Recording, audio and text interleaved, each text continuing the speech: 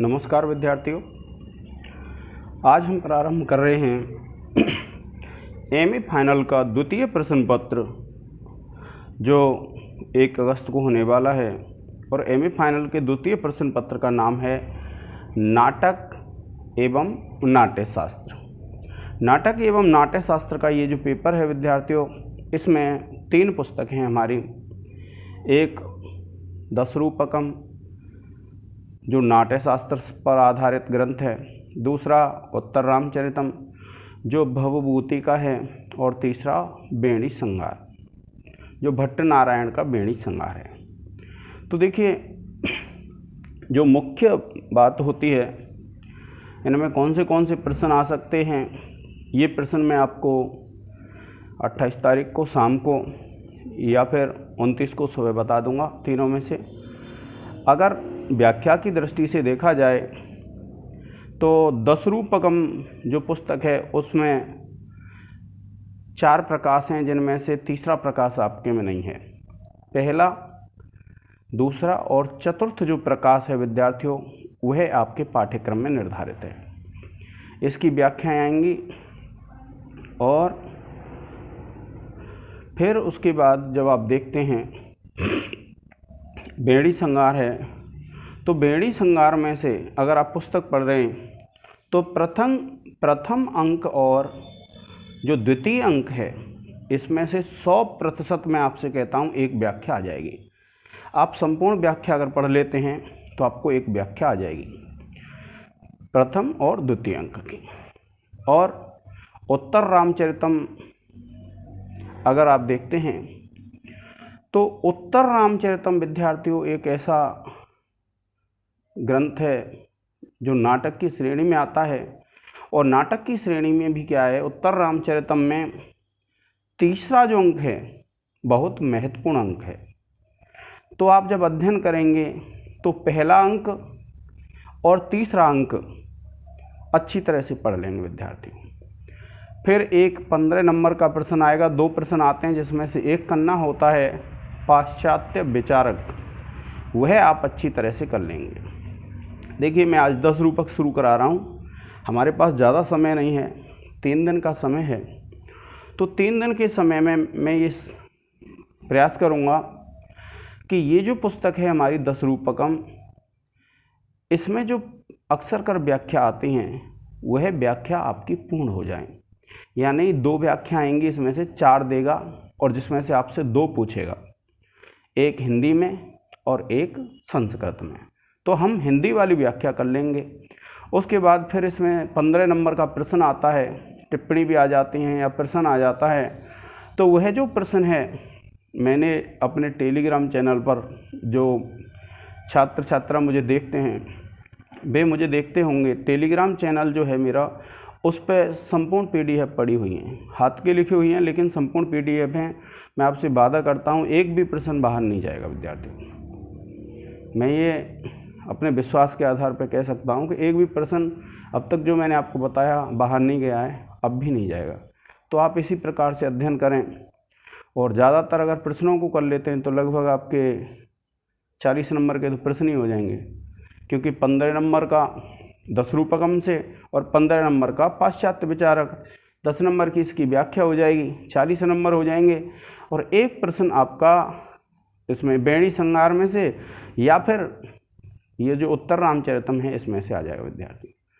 ठीक है, तो आज हम प्रारंभ करते हैं। और ये जो दशरूपकम है विद्यार्थियों, ये धनंजय विरचित है। इसके जो लेखक हैं वो कौन हैं? धनंजय हैं।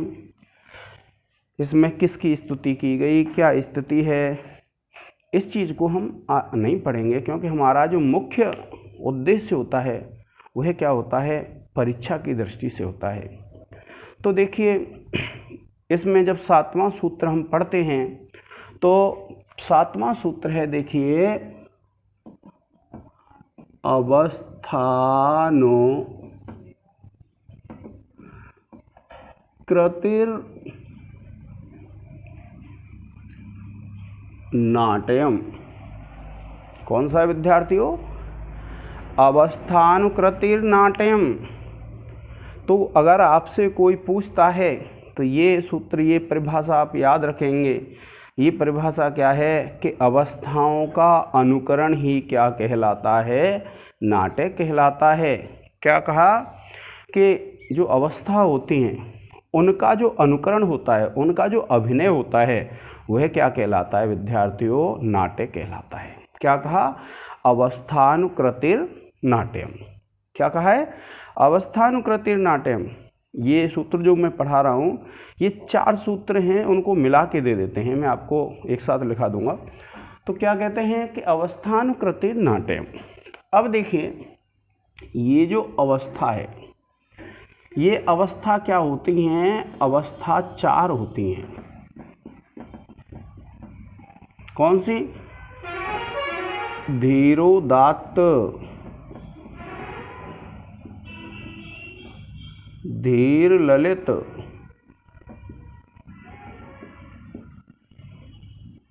धीर शांत,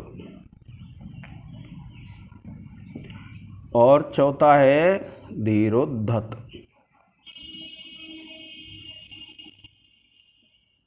ये 4 अवस्था हैं विद्यार्थियों। क्योंकि जो नाटक आदि होते हैं, जो काव्य में इनको उपनिबद्ध किया जाता है, ये जो 4 अवस्था होती हैं, तो आप जब लिखेंगे कि भैया धीरोदात्त आदि जो 4 अवस्था हैं, तो आप इनको याद कर लेंगे। और अनुकृति, अनुकृति का मतलब होता है अभिनय। अनुकृति किसको कहते हैं, अभिनय को कहते हैं, अनुकरण को कहते हैं। और ये जो अनुकरण होता है, ये अभिनय होता है, वो कितने प्रकार का होता है विद्यार्थियों, अभिनय 4 प्रकार का होता है। यानी अभिनय भी क्या होता है, 4 प्रकार का होता है।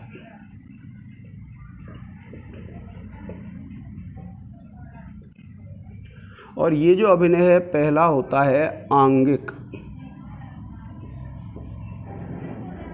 दूसरा होता है वाचिक, तीसरा होता है आहार्य, और चौथा होता है सात्विक। कौन सा होता है, आंगिक, वाचिक, आहार्य और सात्विक। तो आप को पता है कि अगर ये सूत्र आ जाता है तो इसका क्या होता है, अवस्थानुकृतिर नाट्यम के जो धीरोदात्त आदि जो अवस्थाएं होती हैं, उनका जो अनुकरण किया जाता है, उसी को क्या कहते हैं, हम नाट्य कहते हैं। आ गया होगा उसमें, धीरोदात्त आदि अवस्थाएं, यानी ये 4 याद कर लेंगे आप। और ये 4 प्रकार का अभिनय है। हम कोशिश करेंगे प्रथम प्रकाश हो जाए हमारा। आप इसका एक स्क्रीनशॉट ले लें।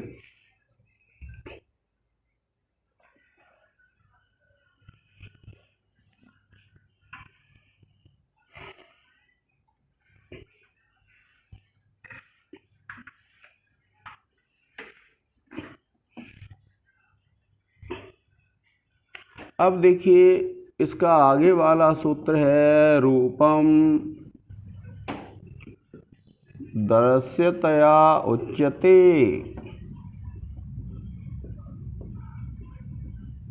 कि ये जो अवस्थाएं होती हैं, क्योंकि ये दिखाई देती हैं, इसलिए इनको क्या कहते हैं, रूप कहते हैं।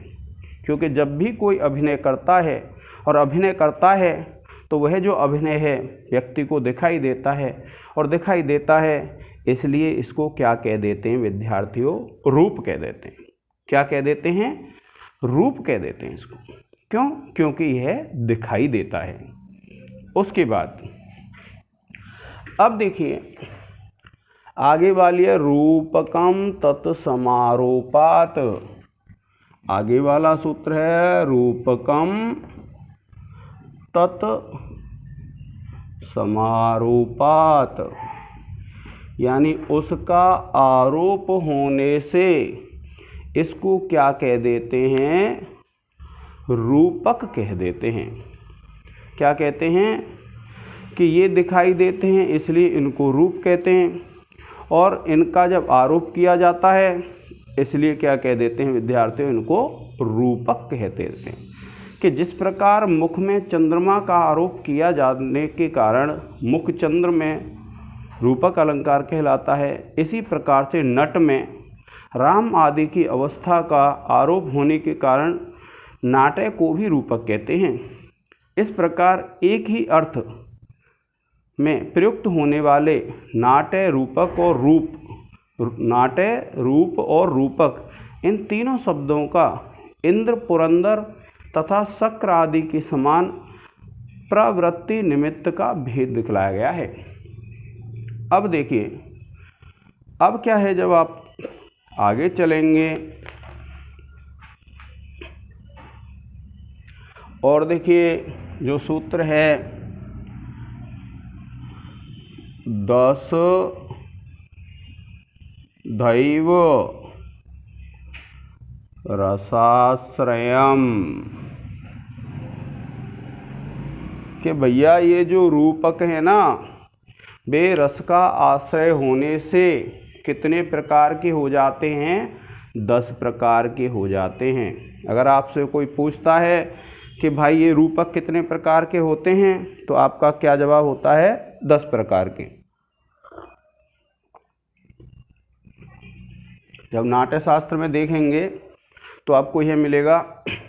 तो ये जो है विद्यार्थी, जो परीक्षा में आता है, इसको एक कारिका बना करके दे देता है। यानी ये जो 4 हैं, इन चारों के चारों को क्या है, एक कारिका बना करके आपको दे देगा। देखिए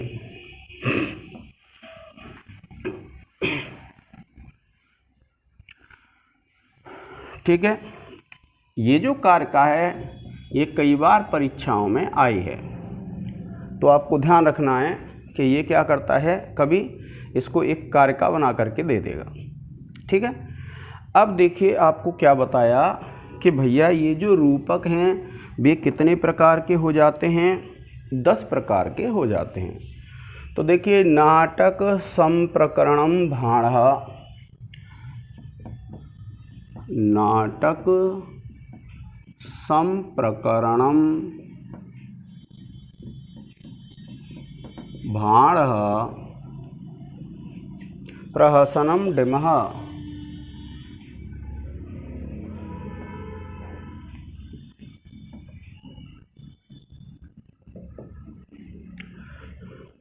व्यायोग संवकारौ,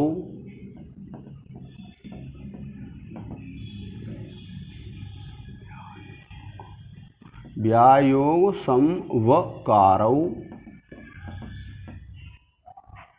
व्यायोग संवकारौ, बीच्यंक, बीच्यंक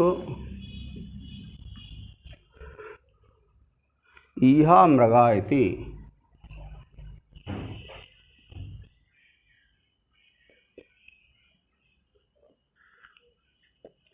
यह कारिका भी विद्यार्थियों परीक्षाओं में अनेक बार आई है व्याख्या के लिए। जब आप इसका संदर्भ लिखेंगे तो आपको ध्यान रखना है किसका लिखा हुआ है, 10 रूपक धनंजय का।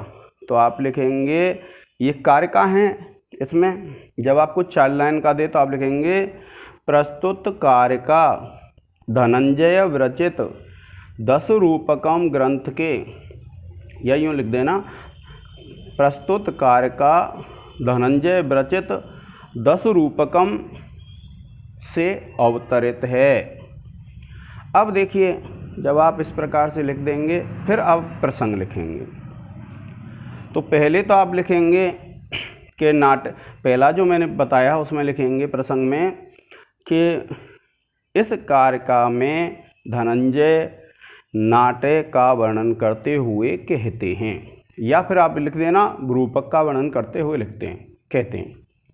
अब इसमें क्या है प्रसंग, क्योंकि संदर्भ तो एक ही रहेगा, प्रसंग इसमें यह है क्योंकि ये 10 रूपक गिनाए हैं। तो आप लिखेंगे प्रसंग कि इस कारिका में धनंजय 10 रूपकों का वर्णन करते हुए कहते हैं। देखिए क्या है, नाटक संप्रकरणम भाणः प्रहसनम डिमः व्यायोग संवकारो बीचीयः मृगः इति। क्या कहते हैं कि नाटक 10 रूपक हैं। कितने रूपक हैं? 10, क्योंकि इस पुस्तक का भी नाम क्या है विद्यार्थियों? 10 रूपक है, और रूपक भी कितने हैं? 10 हैं।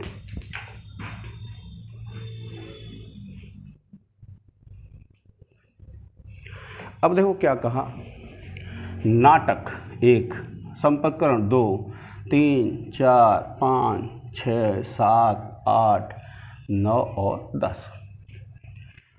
कुछ नहीं करना है आपको, केवल इसमें नाम है। क्या है, आप लिखेंगे नाटक, प्रकरण, भाण, प्रहसन, डिम, व्यायोग, संबकार, बीची, अंक, ईहा, मृग। देखिए 1, 2, 3, 4, 5, 6, 7, 8, 9 और 10। कैसे कैसे, देखिए नाटक, संप्रकरण, भाण, प्रहसन, डिम, व्यायोग, संबकार, वीची, अंक, ईहा, मृग। आप लिख देंगे, इनके नाम लिख के आपको कार्यक्रम मिल जाएंगे। आप लिख देंगे कि ये 10 रूपक हैं। ठीक है विद्यार्थियों, क्या है ये, 10 रूपक हैं। अब आप क्या करेंगे, देखिए जब 10 रूपकों का वर्णन कर देंगे तो इसके बाद जो आता है आपको ध्यान रखना है, मैंने आपको उस पर टेलीग्राम पे भेज भी दिया है कि एक तो आता है नाट्य और नृत्य में अंतर। ये एक टिप्पणी आ जाती है आपकी, तो आपको पढ़ लेनी है। मैंने आपको अपने टेलीग्राम पे भेजा हुआ है। इसके बाद एक दूसरी जो टिप्पणी होती है वह ये होती है नृत्य और नृत्य में अंतर। अंतर देखना है विद्यार्थी, ये अनेक बार परीक्षाओं में पूछा जाता है। अगर आपसे कोई पूछता है तो ये जो है ना वो बार बार पूछा जाता है परीक्षाओं में।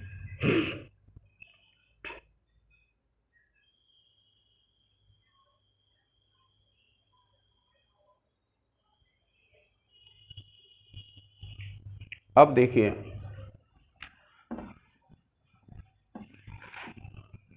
क्या है कि इसमें आगे वाला सूत्र है अन्यद भावाश्रयम श्रयम नृत्यम। क्या कहते हैं कि जो रूपक होते हैं वो तो किसके आश्रित होते हैं, रस के आश्रित होते हैं।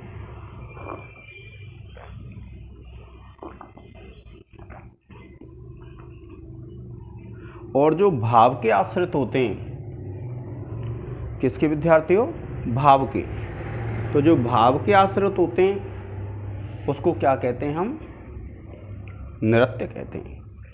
आप ये बात ध्यान रखेंगे कि जो रूपक होते हैं वह तो रस के आश्रित होते हैं और जो भाव के आश्रित होता है उसको कहते हैं हम नृत्य। इस सूत्र का इतना ही अर्थ है। अब देखिए आगे है नृत्यम ताललयाश्रयम। और जो नृत्य होता है, नृत्यम ताललय आश्रयम।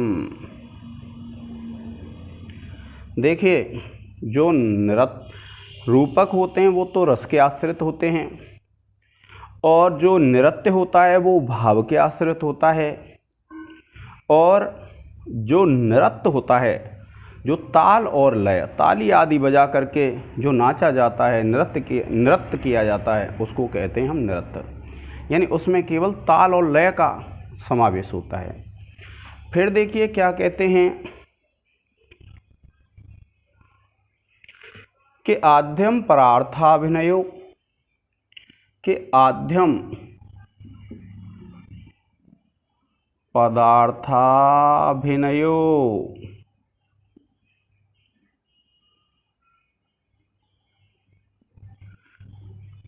यानी जो पहला होता है, क्या कहते हैं कि आद्यम, इनमें जो पहला है, पहला कौन है, ये जो नृत्य है, उसमें किसका अभिनय होता है, पदार्थों का अभिनय होता है।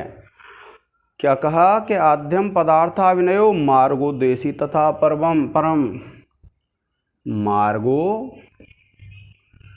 देसी तथा परम, ये पूरा सूत्र है कि भैया जो पहला है उसमें तो पदार्थ का अभिनय होता है और उसको मार्ग कहते हैं। क्या कहा, जो नृत्य होता है उसको क्या कहते हैं, मार्ग कहते हैं। और फिर जो दूसरा होता है, दूसरे से तात्पर्य क्या है, नृत्य, उसको देसी कहते हैं।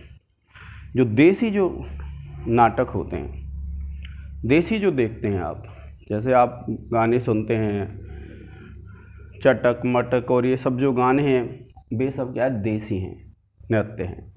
और जो संगीत शास्त्र के अनुसार जो किया जाता है, जिसमें भावों का यानी पदार्थों का अभिनय किया जाता है, उसको कहते हैं हम नृत्य। और वही मार्ग है जिसमें नियम के अनुसार नाचा जाए, नृत्य किया जाए। और जिसमें केवल हाथ पैर फेंकने पे ही बल दिया जाए, जैसे भांगड़ा चलवा लेते हैं आप, कभी शादी में जाते हैं तो उसमें ये नहीं ध्यान रखा जाता है कि कौन सा भाव है, कौन सा पदार्थ, बस हाथ पैर फेंकना ही जिसमें महत्वपूर्ण होता है। बारात में जैसे नृत्य होता है, एक दूसरे में लात घूंसे मारते हैं, ये सब क्या कहलाता है, नृत्य कहलाता है। और इसी को क्या कहते हैं विद्यार्थियों, देसी कहते हैं। और जिसमें पदार्थों का अभिनय होता है उसको कहते हैं हम नृत्य। अब देखिए ये जो पुस्तक है हमारी, नेट की दृष्टि से भी अत्यंत महत्वपूर्ण पुस्तक है। और जब भी आप कोई भी शास्त्र पढ़ते हैं उसकी दृष्टि से भी क्या है, ये अत्यंत महत्वपूर्ण पुस्तक है। अब देखिए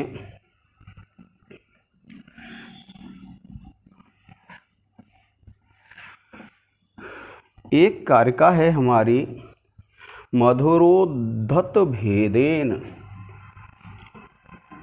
क्या है, मधुरोद्धत भेदेन,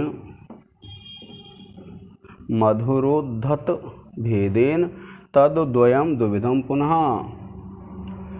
तद्द्वयं द्विविधं पुनः।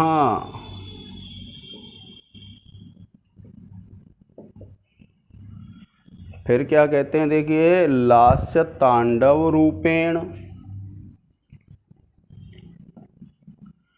लास्य तांडव रूपेण नाटकाद्युपकारकम,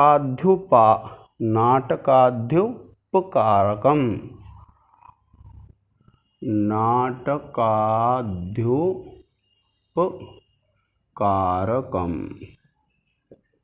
ये भी क्या है, नृत्य और नृत्य के बारे में बताया गया है। क्या कहा गया है कि देखिए ये दोनों कौन से, नृत्य और नृत्य, मधुर तथा उद्धत भेद से लास्य और तांडव रूप में दो प्रकार के हो जाते हैं।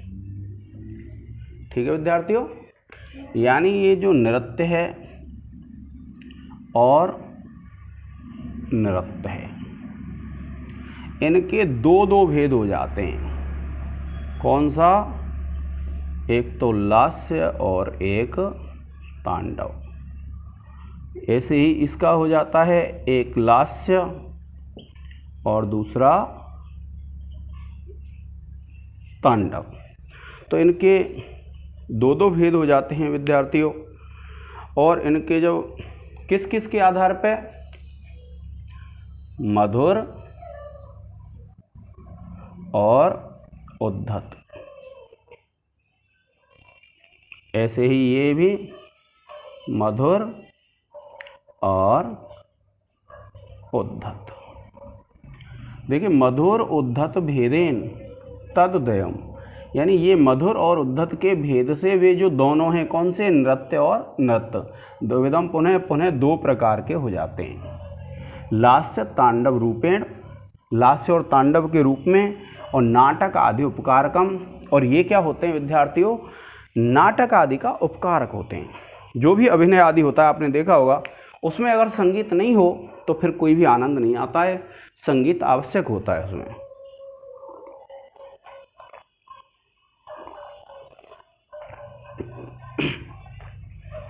आप इसका एक स्क्रीनशॉट ले लें।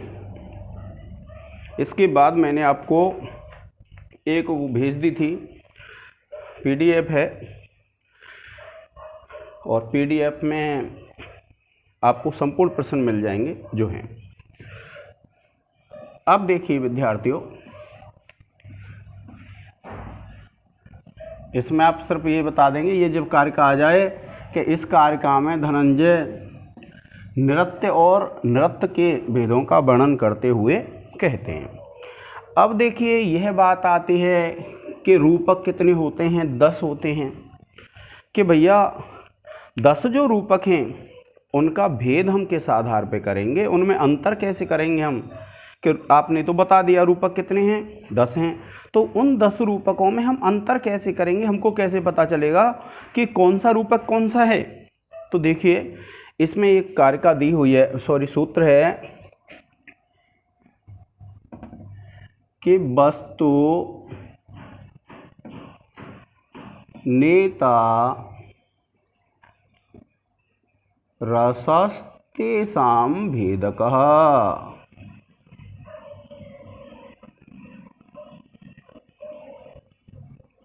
इसमें यह बताया है कि भैया जो 10 रूपक हैं ना, 10 रूपकों के भेदक तत्व कौन से होते हैं, ये होते हैं वस्तु नेता रसस्तेषां भेदकः। ठीक है, वस्तु किसको बोलते हैं, जो विषय वस्तु है, यानी जो भी रूपक है उसकी जो विषय वस्तु है। पहले हम विषय वस्तु को पढ़ेंगे जो प्रथम प्रकाश है, दूसरे प्रकाश में नेता को पढ़ेंगे, और जो चतुर्थ प्रकाश है उसमें किसको पढ़ेंगे विद्यार्थियों, रस को पढ़ेंगे। तो आपसे कोई पूछ लेता है कि आपने कहा कि रूपक कितने होते हैं, 10 होते हैं, और रूपक जब 10 होते हैं तो उन रूपकों का भेद क्या होता है, किस आधार पर विभाजित किया जाता है। तो आप इसमें अगर ये मान लीजिए सूत्र आ जाता है तो आप क्या लिखेंगे, इसमें आचार्य धनंजय रूपक के भेदक तत्वों का वर्णन करते हुए कहते हैं। देखिए क्या कहा है कि वस्तु जो विषय वस्तु होती है, नेता जो नायक होता है, और जो रस होता है। जब मान लीजिए यही आ जाए तो आपको क्या करना है, मैंने आपको प्रश्न दिए हुए हैं पीडीएफ में, मेरे टेलीग्राम चैनल पर आपको प्रश्न मिल जाएंगे, और मैं आपसे ये वादा करता हूँ एक भी प्रश्न बाहर नहीं जाएगा 10 रूपक का, और जो व्याख्या है वो भी उसी प्रश्नों में से हो सकती हैं।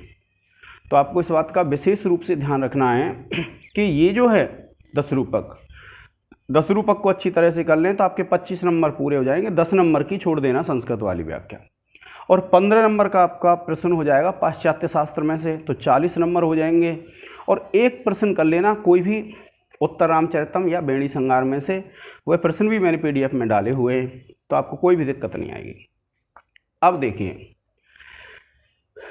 ये हमने पढ़ा विद्यार्थियों आज तक क्या, कि जो नाटक होता है, जो रूपक होते हैं, उन रूपकों के जो भेदक तत्व होते हैं, रूपकों के जो भेदक तत्व होते हैं उनको क्या कहते हैं हम, वस्तु नेता और रस।